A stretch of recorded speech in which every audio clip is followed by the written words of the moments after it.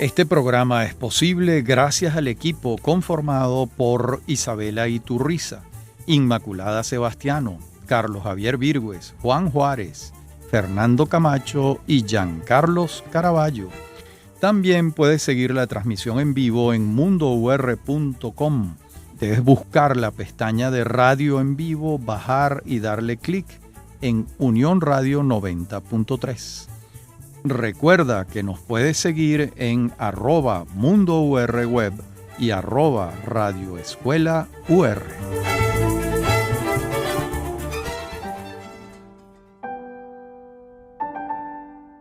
Saludos para todos. Estamos en Venezolanos, como siempre, en esta serie que venimos desarrollando sobre Hispanoamérica. Este es el 7º capítulo de los 10 que va a tener la serie completa. Y en esta oportunidad nos vamos a ocupar de unos temas fascinantes, verdaderamente. Los organismos multilaterales de América y los pactos de gobernabilidad democrática que han ocurrido en América Latina, en Hispanoamérica, y en particular hemos escogido 3.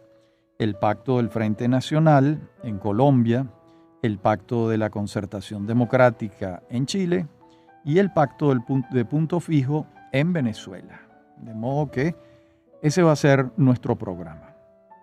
Comencemos con los organismos multilaterales.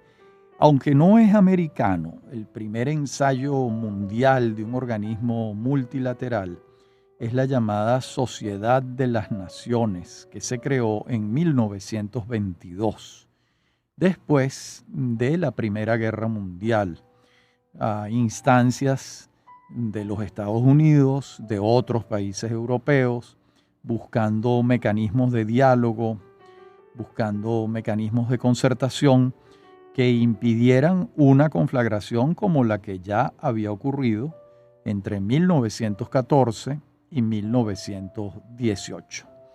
El mundo prevenido, alarmado por aquella guerra que también se llamó la Gran Guerra por la extensión de los territorios que estuvieron involucrados en la conflagración, creó la Sociedad de las Naciones en Suiza.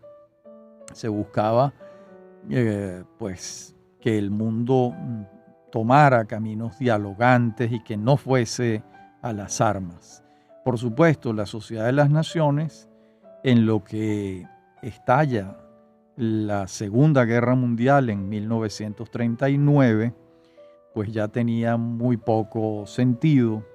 También no había podido evitar la Guerra Civil Española en 1936 y sus mecanismos habían sido muy débiles para enfrentar las guerras que se iban orquestando en el mundo, de modo que desaparece. Y vamos a tener un renacimiento de un organismo mundial basado en la experiencia de la Segunda Guerra Mundial en 1945, cuando se crea la Organización de las Naciones Unidas en San Francisco, en los Estados Unidos. Allí se habían valido consistentemente de la experiencia anterior de la Sociedad de las Naciones. Esta vez el organismo sí tuvo larga vida, existe, hay muchas críticas, pero ahí está. Ha logrado algunas veces momentos felices para la humanidad, otras veces no tanto, pero allí está la Organización de las Naciones Unidas, creada en 1945. Recordemos que estamos en Hispanoamérica, o América Latina, como también se le llama. Y vamos a hacer esta cronología de los organismos multilaterales, como su nombre lo indica, cronológicamente. De modo que ahora viene el TIAR, Tratado Interamericano de Asistencia Recíproca. Se firmó en Río de Janeiro en 1947. Ese tratado tenía un primo hermano o un hermano o una historia paralela en la OTAN, la organización del Tratado del Atlántico Norte. La OTAN ha tenido mucho trabajo en relación con los motivos por los que fue creado. No así el TIAR, porque el TIAR, inspirado en la OTAN o bajo la misma lógica geopolítica, supondría la asistencia recíproca de todos los países americanos en caso de una agresión de una potencia extranjera. Ha tenido momentos en que no se ha aplicado. Por ejemplo, cuando Argentina se propone recuperar las Islas Malvinas y Gran Bretaña manda una armada desde Gran Bretaña a enfrentar la guerra que le han declarado los argentinos, pues algunos países de América Latina se solidarizaron con Argentina, pero otros no, empezando por los Estados Unidos, que no se solidarizó con la Argentina en esa circunstancia. De modo que ese fue un episodio en el que se ha podido invocar el TIAR, y si se invocó, pues no tuvo demasiada incidencia, porque además fue una guerra muy rápida en la que los británicos vencieron a los argentinos en pocos días. Estamos en el TIAR 1947. Y vamos a tener ahora la OEA, Organización de Estados Americanos, creada en Bogotá en el año 1948. Y muy pronto, en ese mismo año, se va a crear la Comisión Económica para América Latina de la Organización de las Naciones Unidas, un organismo económico muy importante en la historia económica de Hispanoamérica en el siglo XX y en lo que va del XXI, un organismo de consulta, de estudio, de análisis, etc. También se va a crear en 1948, esto va a ocurrir en Santiago. Ahora, veamos la OEA en Bogotá. Ahí se va a crear, todos los países de América Latina firman el Tratado de Creación de la Organización de los Estados Americanos muchos años después, ya a finales del siglo XX. La OEA firma una Carta Democrática, pero en aquel momento, en 1948, la idea de la democracia como un requisito para estar o entrar en ese club de países no estaba sobre la mesa. La OEA ha tenido una larga vida con distintos momentos, distintas situaciones que todos conocemos. En 1960 se crea un organismo muy curioso que es la ALALC, Asociación Latinoamericana de Libre Comercio. Se va a crear en Montevideo. ¿Por qué es muy curioso? Porque en 1960 la idea del libre comercio era a contracorriente. Recordemos que desde 1948 prácticamente todos los países de Hispanoamérica habían asumido la ISI, la industrialización sustitutiva de importaciones. Y la ISI se basaba en las fronteras protegidas con grandes aranceles, con grandes barreras arancelarias, de manera de desarrollar un parque industrial interno. Eso es exactamente lo contrario de lo que se proponía la ALALC, la Asociación Latinoamericana de Libre Comercio. Por eso la ALALC fracasa, no tiene ninguna incidencia, porque en 1960 el modelo de desarrollo que habían asumido los países latinoamericanos era el de las economías protegidas por el Estado, con barreras arancelarias, con créditos viables, con subsidios a distintos factores en la producción de los bienes y servicios. Era todo lo contrario de un libre comercio. Por eso dije antes que era muy extraña, porque no estaba en consonancia con la época, con lo que se estaba viviendo. 20 años después, en 1980, desaparece la ALALC y aparece ALADI, Asociación Latinoamericana de Integración. Ya el libre comercio como tal, bueno, pareciera que se había entendido que no era posible mientras estuviera vigente las políticas cepalistas de economías protegidas por el Estado. Y bueno, y vamos a tener un intento similar también muy curioso, que es el MCCA, Mercado Común Centroamericano, creado igual en 1960, al igual que la ALALC. Los países centroamericanos ensayaron el libre mercado, tampoco funcionó por razones obvias, porque todos habían también asumido la industrialización sustitutiva de importaciones. Y vamos a tener en el Pacto Andino, firmado en Quito, el Acuerdo de Cartagena, los dos del año 1969. Venezuela no entró en las primeras de cambio en el Pacto Andino, lo va a hacer a partir de 1973 y con unas circunstancias muy particulares, porque el Pacto Andino suponía también un mercado común económico y allí Venezuela tenía grandes dificultades por la enfermedad holandesa. Venezuela tenía unos costos de producción muy altos por el enorme ingreso en divisas que le entraba a las arcas del país por la explotación petrolera. Pero en la próxima parte del programa vamos a ver entonces cómo se siguen desarrollando estos hechos. En todo caso, el Pacto Andino en sus primeros momentos para Venezuela fue una dificultad mayor. Retrasó la entrada, los empresarios presionaron para retrasar la entrada hasta que ocurre en 1973. En la próxima parte del programa veremos otros organismos multilaterales que nos dan una idea del desarrollo político de Hispanoamérica. Ya regresamos.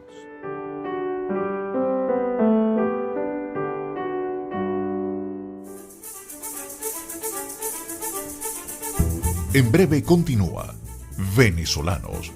Somos Unión Radio Cultural.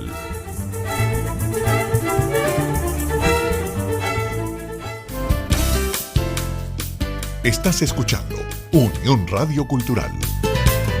Este y otros programas de Venezolanos los puedes oír en formato podcast a través de Anchor.fm.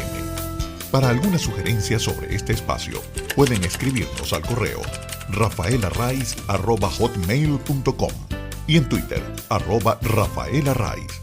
Somos Unión Radio Cultural.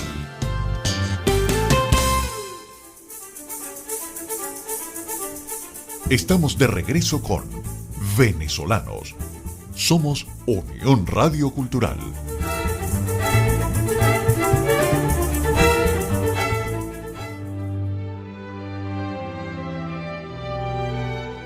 Comentábamos en la parte anterior del programa que seguiríamos explicando algunos organismos multilaterales y en 1975, bajo el liderazgo de Carlos Andrés Pérez en América Latina y en Venezuela en particular, se creó el CELA, el Sistema Económico Latinoamericano y del Caribe. Buscaba también mecanismos de integración en medio, de las dificultades que podía tener integrarse dentro de economías protegidas. Además, el Estado y las corrientes económicas de la época, aunque parezca increíble, querían limitar la inversión extranjera. Hoy en día todos los países lo que quieren es ser receptores de inversión extranjera, empezando por los países comunistas o de izquierda. En aquella época, se creía que eso no convenía. Visto a la distancia, es realmente asombroso que algo así hubiese podido ocurrir. Por ejemplo, De acuerdo con el Acuerdo de Cartagena, se limitó la inversión extranjera en empresas nacionales al 49%. Ningún extranjero podía tener más del 49% de las acciones en una empresa en Venezuela, por citar un caso, y en el resto de los países igual. Era absurdo, pero esos eran los signos de los tiempos, las corrientes de aquella época. En 1973 se crea el CARICOM en Trinidad. Los países ya independizados de Gran Bretaña están buscando un camino económico propio, buscan integrarse económicamente y muchos de ellos se afilian a CARICOM. Y después viene en 1991 una experiencia ya exitosa, que es Mercosur. Mercosur se vale, conoce las experiencias de la Unión Europea. Ya se sabe que la integración de los mercados sin aranceles, creando grandes mercados para las industrias, termina generando riqueza. Y Mercosur fue una integración, es una integración económica sobre todo, porque lo que había demostrado Europa era que si la integración ocurría primero económicamente, los acuerdos políticos posteriores se facilitaban. En cambio, si la integración ocurre primero políticamente, pues lo más probable es que quede en una retórica que no tiene una incidencia en la vida de las personas. Eso fue lo que demostró primero la Comunidad Económica Europea y después la Unión Europea. Y eso fue fuente de inspiración de Mercosur, integrada por Brasil, Argentina, Uruguay, Paraguay, y después se fueron sumando otros países de América Latina. Recordemos que en 1991 ya había ocurrido un hecho muy importante en el mundo, que fue la caída del muro de Berlín en 1989. Y la caída del muro de Berlín trajo la desaparición de las economías protegidas, la desaparición del socialismo real, la desaparición de la ICI, diseñada por la CEPAL, y los mercados de América Latina se abrieron completamente a los productos extranjeros y a la inversión extranjera. El continente estaba dando un giro copernicano, abandonaba las economías protegidas y abrazaba el libre mercado, la propiedad privada, las privatizaciones de empresas públicas ineficientes. Y eso, en esa ola aparece Mercosur en 1991. Y también el Grupo de los Tres en 1994, integrado por México, Colombia y Venezuela. Venezuela se salió de ese grupo en el año 2006. De modo que también el Grupo de los Tres fue una expresión de lo que se podía hacer en materia de integración económica, de eliminación o reducción de los impuestos para la circulación de bienes y servicios en esos tres países.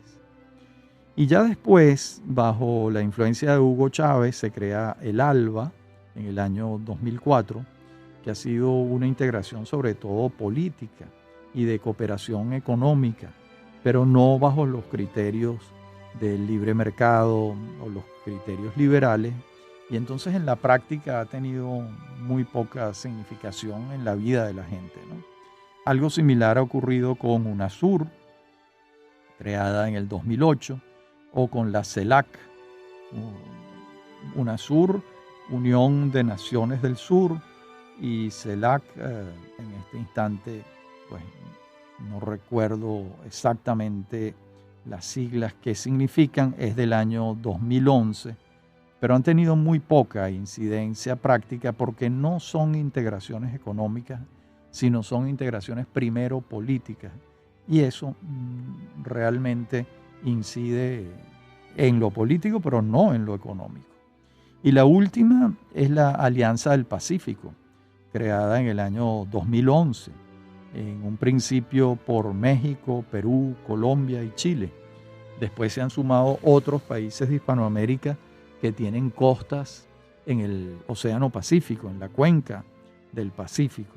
Y esta alianza ha tenido sentido en la medida en que es una alianza liberal, de libre comercio, de levantamiento de los impuestos, buscar un mercado común entre esos países de la cuenca del Pacífico. Esa ha sido la tendencia más exitosa en América Latina, inspirada en los resultados de la Unión Europea. La Comunidad de Estados Latinoamericanos y Caribeños. Gracias, Fernando Camacho.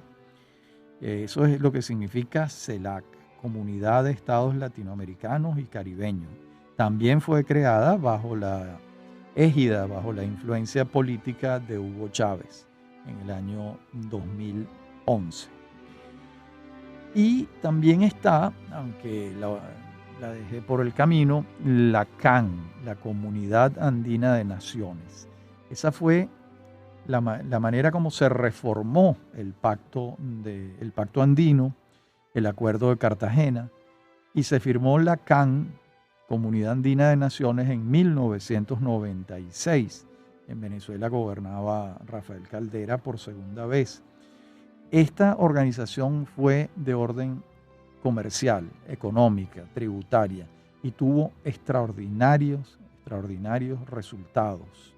Lamentablemente, Venezuela se salió de la Comunidad Andina de Naciones en el año 2006. Ojalá volvamos algún día, porque lo que vienen demostrando la experiencia de Mercosur, de la Comunidad Andina de Naciones, de la Unión Europea, es que en la medida que ampliamos los mercados, se benefician todas las economías y se avanza en la superación de la pobreza. He hablado de organismos multilaterales, pero también existen pactos bilaterales. Por ejemplo, Chile tiene un tratado de libre comercio con los Estados Unidos. Colombia tiene un tratado de libre comercio con los Estados Unidos. Chile tiene un tratado de libre comercio con algunos países asiáticos. O sea que no solo el camino multilateral es el que se ha ensayado, sino también el bilateral, que ha traído extraordinarios resultados. Lo que ha conseguido Chile en los mercados exteriores es muy grande. Toda la producción de vinos de Chile no alcanza para surtir el mercado norteamericano, y en consecuencia el crecimiento de la producción vinícola chilena ha sido enorme en los últimos años, en las últimas décadas. Esto casi que no hay que argumentarlo, porque son evidentes los beneficios que tienen este tipo de acuerdos, ya sean multilaterales o bilaterales, para el crecimiento de la economía. En la próxima parte del programa vamos a comenzar a ver el Pacto del Frente Nacional en Colombia. El Pacto del Frente Nacional en Colombia. Eso va a ser muy interesante. Vamos a ver cómo se organizó, qué pasó allí, por qué fue necesario firmar un pacto de esa naturaleza y cuáles fueron sus características esenciales. Vamos a ver eso con detenimiento. Bien, en la próxima parte del programa entonces nos detenemos en Colombia y el Pacto del Frente Nacional. Ya regresamos.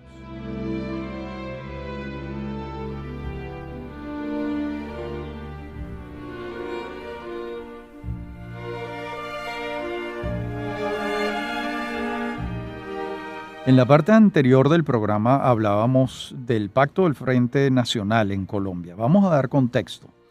Recordemos que gobernaba Mariano Ospina Pérez entre 1946 y 1950 por el Partido Conservador Colombiano, y el 9 de abril de 1948 ocurrió el asesinato de Jorge Eliezer Gaitán y el Bogotazo. ¿Qué fue el Bogotazo?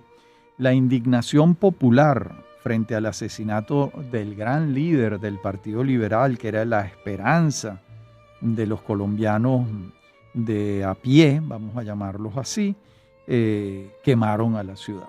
Fue una circunstancia dramática la que ocurrió allí.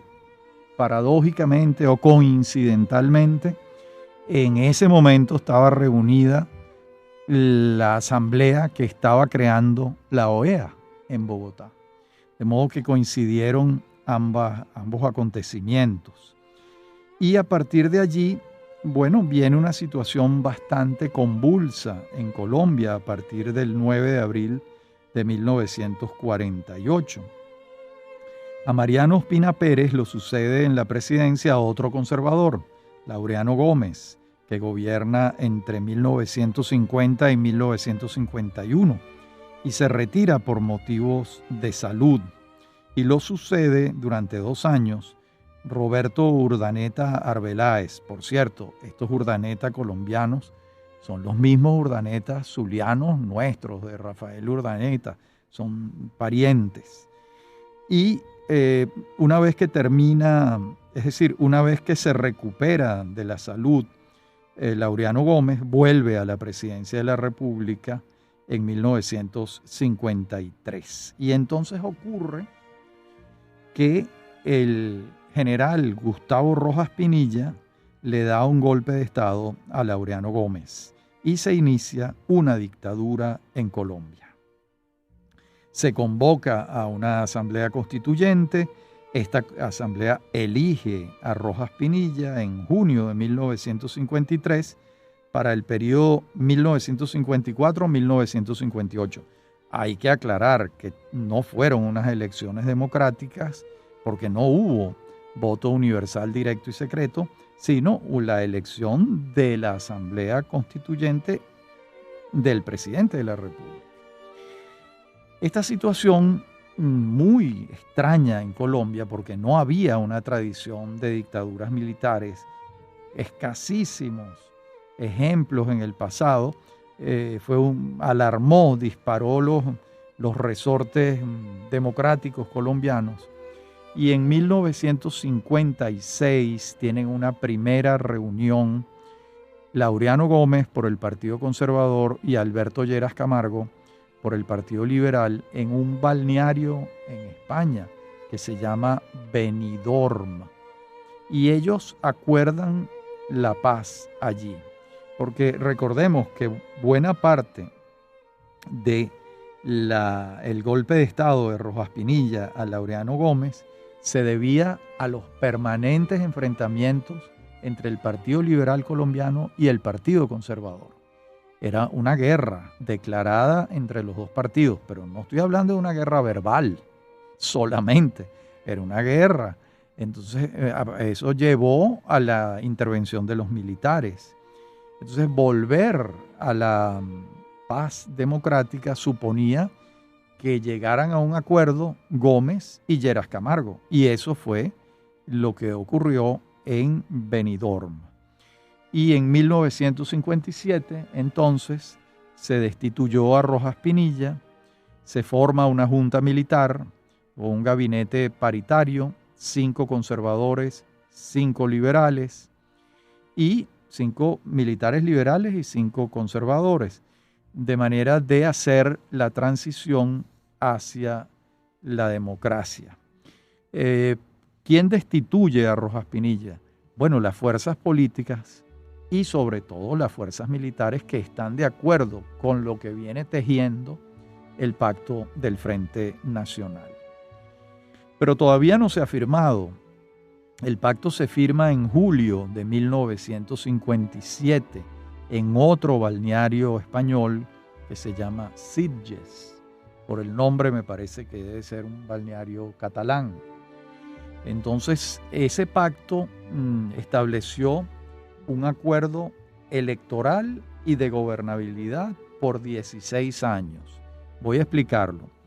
El pacto de Punto Fijo es muy distinto al pacto del Frente Nacional en Colombia. Este pacto suponía que el Partido Conservador y el Partido Liberal, antes de las elecciones, se ponían de acuerdo en un candidato que apoyarían los dos partidos. Entonces, era un acuerdo electoral. El pacto de Punto Fijo no fue así. Y también era un acuerdo de gobernabilidad, porque después gobernaban los dos partidos juntos, conjurando la violencia que se había desatado en Colombia. Llegaron a un acuerdo que el Partido Liberal gobernaría primero. Y así fue como Alberto Lleras Camargo gobernó entre 1958 y 1962. Luego gobernó Guillermo León Valencia entre 1962 y 1966 en nombre del Partido Conservador. Luego vino otro liberal que fue Carlos Lleras Restrepo, que gobernó entre 1966 y 1970. Y finalmente gobernó otro conservador, el último del pacto, que fue Misael Pastrana Borrero, que gobierna entre 1970 y 1974. El padre de Andrés Pastrana Arango, que también ha sido presidente de la República. De modo que el origen del Pacto del Frente Nacional es la guerra entre liberales y conservadores que llevó a la dictadura de Rojas Pinilla. De modo, y cuando los partidos acuerdan la paz, pues se restituye la dinámica democrática, pero con unas características muy particulares, porque es una democracia en la que los dos partidos se ponen de acuerdo antes para apoyar a un candidato. De modo que no se trata exactamente de un pacto en el que el Partido Liberal y Conservador compiten por la presidencia de la República. ¿Por qué se hizo así? Con el argumento de que había que conjurar la violencia,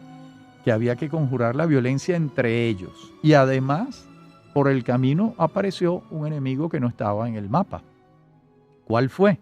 En 1964 se forma, después de los sucesos de Marquetalia, las Fuerzas Armadas Revolucionarias de Colombia, las FARC, con Manuel Marulanda Vélez, alias Tiro Fijo, y empiezan las guerrillas en Colombia.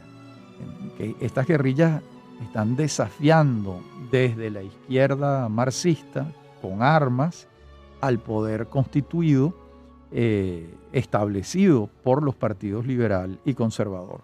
Y viene una etapa de casi 50 años de guerra civil en Colombia, entre 1964 y buena parte del siglo XXI, cuando se llega a un acuerdo de paz en La Habana, en los tiempos en que gobernaba Juan Manuel Santos.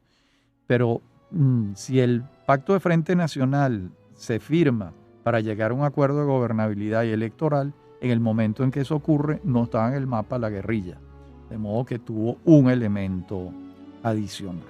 Veamos ahora el Pacto de la Concertación Democrática en Chile, que se firmó, se acordó después de la dictadura de Augusto Pinochet.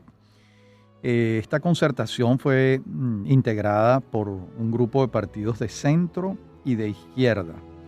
Estaba formado inicialmente para participar en el plebiscito convocado por el propio Pinochet en el año 1988.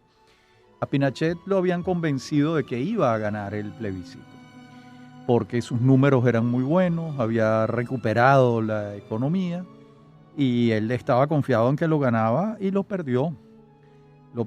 Vino entonces una crisis política porque Pinochet aceptó y entonces se convocaron a elecciones. Pero son unas elecciones, vamos a llamarlas, de alguna manera concertadas entre las fuerzas políticas. Porque el propio Pinochet, por ejemplo, no estaba dispuesto a abandonar el comando de las Fuerzas Armadas. Y el primer gobernante de ese pacto, que fue Patricio Aylwin, gobernó con Pinochet sentado allí en el gabinete. De modo que esto lo digo para que veamos lo que implican los pactos de gobernabilidad para avanzar hacia la democracia.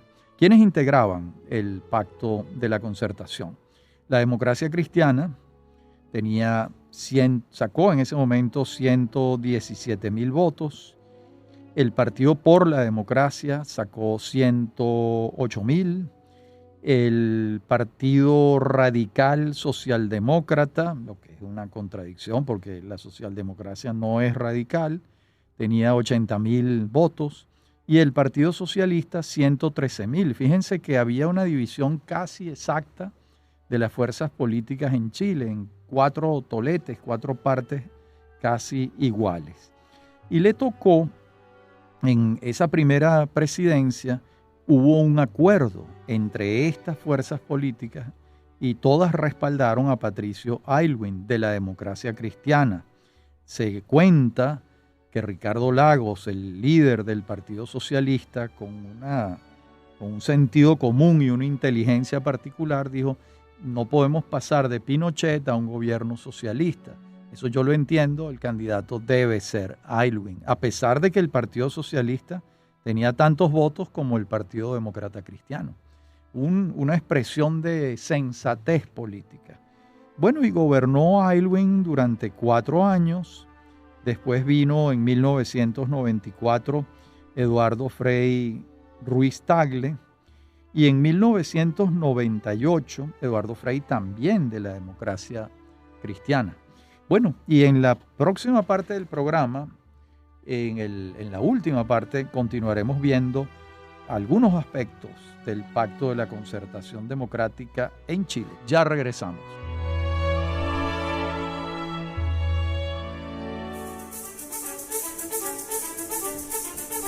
En breve continúa Venezolanos.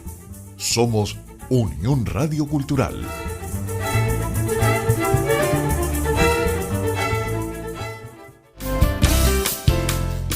Estás escuchando Unión Radio Cultural. Este y otros programas de Venezolanos los puedes oír en formato podcast a través de Anchor.fm. Para alguna sugerencia sobre este espacio, pueden escribirnos al correo rafaelarraiz@hotmail.com y en Twitter @rafaelarraiz. Somos Unión Radio Cultural.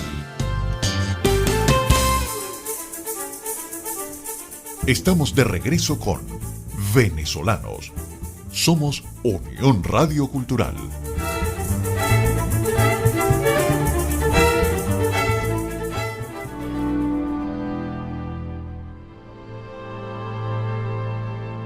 Bueno, dentro de este espíritu del Pacto de la Concertación, ya la democracia estabilizada, Pinochet en 1998 es arrestado en Londres. Fue un hecho muy interesante porque a Pinochet lo arrestan en Londres. ¿Por qué? Porque se ha creado, de acuerdo con el Estatuto de Roma, ¿verdad?, la Corte Penal Internacional. Entonces, un juez español demanda a Pinochet en España por hechos cometidos por Pinochet contra españoles en Chile. Y eso permite que lo pongan preso en Londres. Es un momento extraordinario de la globalización en el buen sentido de la palabra, los efectos extraordinarios. Él no se paseaba por esa circunstancia. Bueno, y en el año 2000 ha avanzado la democracia chilena y gana Ricardo Lagos, un líder del Partido Socialista. Y después, en el año 2005, gana Michelle Bachelet, la primera mujer que gobernó Chile, también del Partido Socialista. Y en el 2010 gobierna la derecha chilena con Sebastián Piñera. De modo que ese pacto duró 20 años. Hasta el año 2010 estuvieron vigentes las bases del Pacto de la Concertación,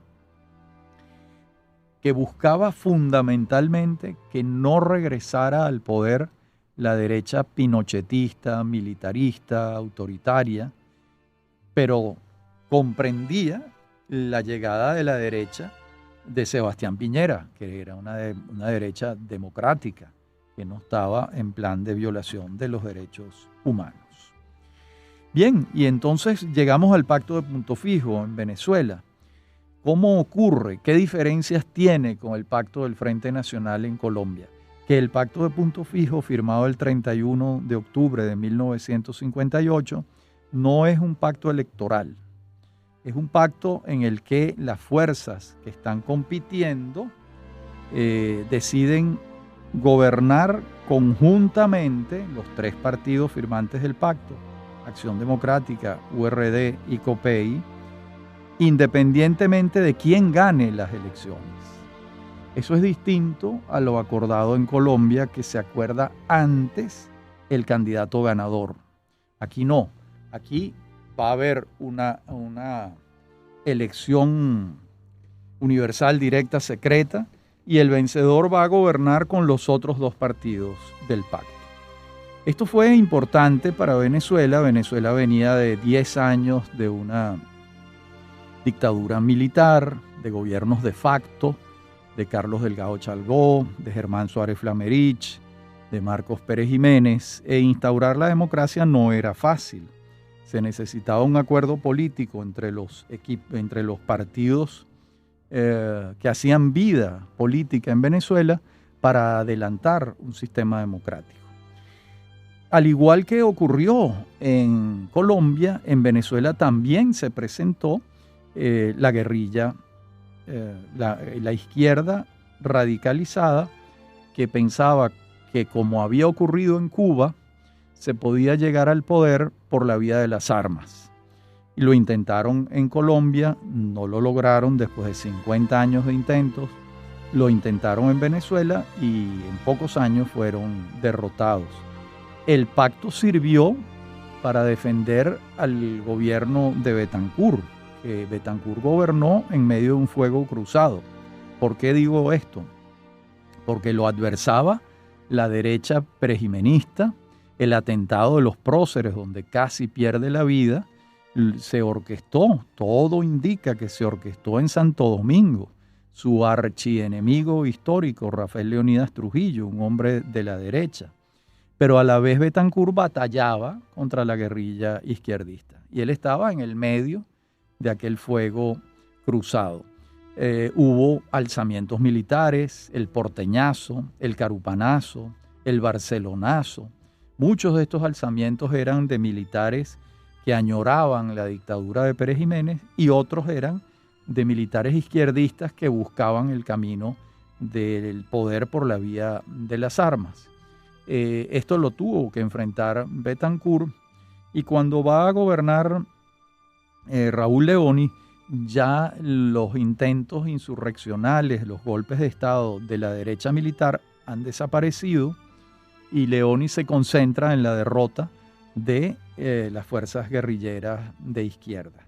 Y eso es lo que va logrando a lo largo de los 5 años de su gobierno, al punto tal que cuando comienza a gobernar en 1969 Rafael Caldera, las fuerzas de izquierda insurreccionales estaban casi derrotadas, y ellos se acogen a la política de pacificación de Caldera.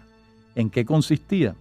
Bueno, el Estado va a olvidar los delitos que ustedes han cometido, los considera a todos delitos políticos, y los invitamos a integrarse a la vida democrática.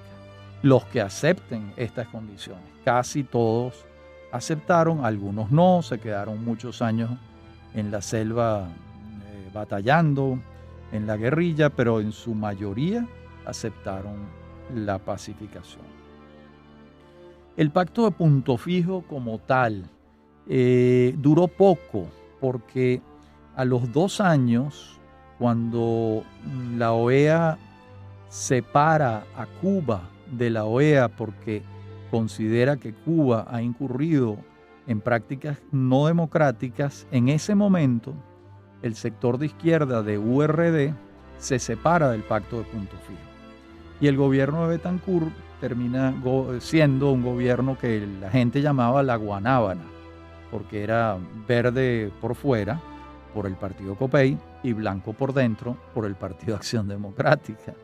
Entonces, esos 5 años de Betancur fueron los de la guanábana, los primeros 2 años los del pacto de Punto Fijo.